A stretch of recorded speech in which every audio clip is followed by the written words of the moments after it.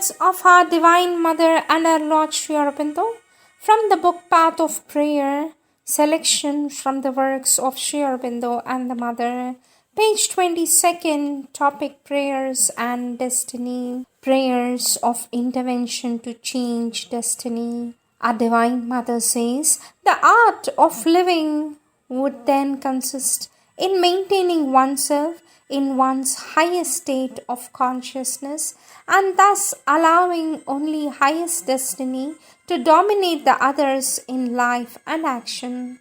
So one can say without any fear of making a mistake, be always at the summit of your consciousness and the best will always happen to you. But that is a maximum which is not easy to reach.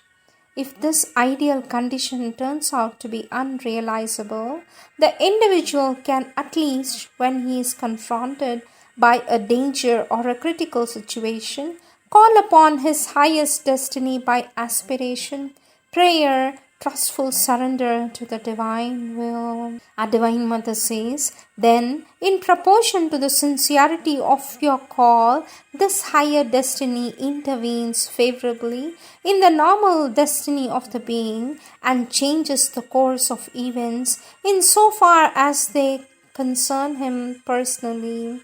It is events of this kind that appear to the outer consciousness as miracles, as divine interventions. These are the collective works of our Divine Mother, volume 12, 78 and 79 are the pages. Next topic, no hard and fast rule. Our Lord Sri Aurobindo says, of course, all prayer is not heard. The world would be a still more disastrous affair than it is if everybody's prayers were heard, however sincere. Even the Godward prayer is not always heard at once, even as faith is not always justified at once. Both prayer and faith are powers towards realization, which have been given to man to aid him in his struggle. Without them, without aspiration and will and faith, for aspiration is a prayer, it would be difficult for him to get anywhere. Our Lord Sri Aurobindo says, but all these things are merely means for setting the divine force in action, and it sometimes takes longer, very long, even before the forces come into action, or at least before they are seen to be in action or bear the result. As for prayer, no hard and fast rule can be laid down. Some prayers are answered, all are not. You may ask, why should not then all prayers be answered? But why should they be? It is not a machinery, but a prayer, right? Put a prayer in the slot and get your asking. Besides, considering all the contradictory things mankind is praying for at the same moment, God would be in a rather awkward hole if he had to grant all of them. It won't do. If one lives in the world, one can offer such prayers for help in resolving worldly problems. But one must not expect that the divine shall fulfill all those prayers or think that he is bound to do so. When one is a sadhak, the prayer should be for the inner things belonging to the sadhana and for the outer things only as far as they are necessary for that and for the divine work. What you say about prayer is correct. Impersonal prayer is the highest kind of prayer, but the other kind also that is more personal is permissible and even desirable. All prayer rightly offered brings us closer to the divine and establishes a right relation with the divine. Our Lord Sri Aurobindo says, as for the prayers, the fact of praying and attitude it brings, especially unselfish prayer for others, itself opens you to the higher power, even if there is no corresponding result in the person prayed for. Nothing can be positively said about that, for the result must necessarily depend on the persons, whether they are open or receptive, or something in them can respond to any force the prayer brings down. Words of Sri Aurobindo from Collective Works of Sri Aurobindo, Volume 29, page 366-67. Next topic, sincere and intense prayer can change the path of destiny. Our Mother, our Divine Mother says, Who says that a sufficiently sincere aspiration, a sufficiently intense prayer is not capable of changing the path of the unfolding? This means that all is possible. Now, you must have a sufficient aspiration and a prayer that's sufficiently intense, but that has been given to human nature. It is one of the marvelous gifts of grace given to human nature only. One does not know how to make use of it. This comes to the saying that in spite of the most absolute determinisms in the horizontal line, if one knows how to cross all these horizontal lines and reach the highest point of consciousness, one is able to make things change, things apparently absolutely determined. So you may call it by any name you like, but it is a kind of combination of an absolute determinism with an absolute freedom. You may pull yourself out of it any way you like, but it is like that. Collective Works of Our Divine Mother, Volume 5, page 88. Our Divine Mother says, but how can I get the psychic consciousness? For this, our Divine Mother says, by aspiration, prayer, concentration. Collective Works of the Mother, Volume 17, page 102.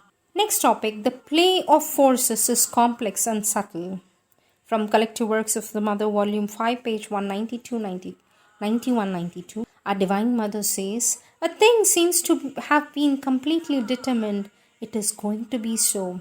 But you have within you a will that surges up, a flame that is kindled, a great aspiration that is in harmony with a higher will, and you force it upon the event. And then a kind of combination takes place. What had to happen will happen, but along with something else which comes at the same time and changes the nature of the former. For events of importance to the earth, this happens very often. For example, when an entire set of moments, circumstances, combinations of force or forces bring about an absolute necessity of war, one can, by calling in another force, change the extent and the consequences and sometimes even the nature of the war, but one is not able to avert it. I could give you examples of this kind of a very general nature. Our Divine Mother says, what I would like to bring home to you is that the problem is extremely complicated and subtle, and that at times the direction of the movement can be altered a little. At other times the movement can be reversed, and at still others just the consequences and the inner attitude which regard to the movement alone can be changed. And naturally, men see all these things in a too simplified way and translate all this by their prayer to God. They say, in one case, God has given me what I have asked from Him. In another case, He has refused me. And so that's that.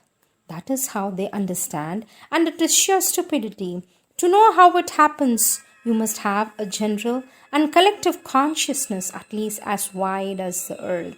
That is the minimum. To understand truly, one must have a universal consciousness. Then you can understand. But I am with you because I am you, you are me. This signifies a world of things because I am with you on all levels, on all planes, from the supreme consciousness down to my most physical consciousness. And our Lord Sri Aurobindo says, always behave as if our mother is looking at you. Our Lord Sri Aurobindo says, always behave as if the Divine Mother was looking at you because she is indeed always present. This is not a mere phrase, but not simply words. It is a fact. I am with you, says our Divine Mother, in a very concrete manner, and they who have a subtle vision can see me. In general way, my force is there, constantly at work, constantly shifting the psychological elements of your being to put them in new relations and defining to yourself the different facets of your nature so that you may see what should be changed, developed, rejected. But there is always a special personal tie between you and me and between all who has turned to the teaching of Sri Aurobindo and myself. It is well understood. Distance does not count.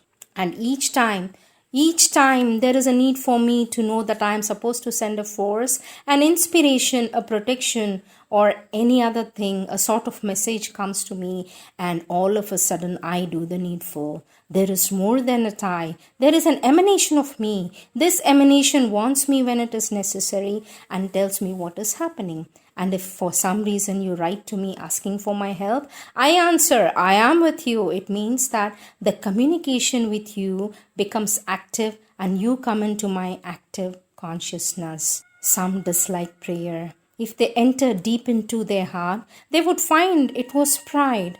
Worse than that, vanity. And then there are those who have no aspiration. They try, but they cannot aspire. It is because they do not have the flame of the will. It is because they do not have the flame of humility. Both are needed. There must be a great, very great humility and a great will to change one's karma. These are the words of our Divine Mother from Volume 13 and Volume 5. Volume 13, page 73 and 74. Volume 5, page 92.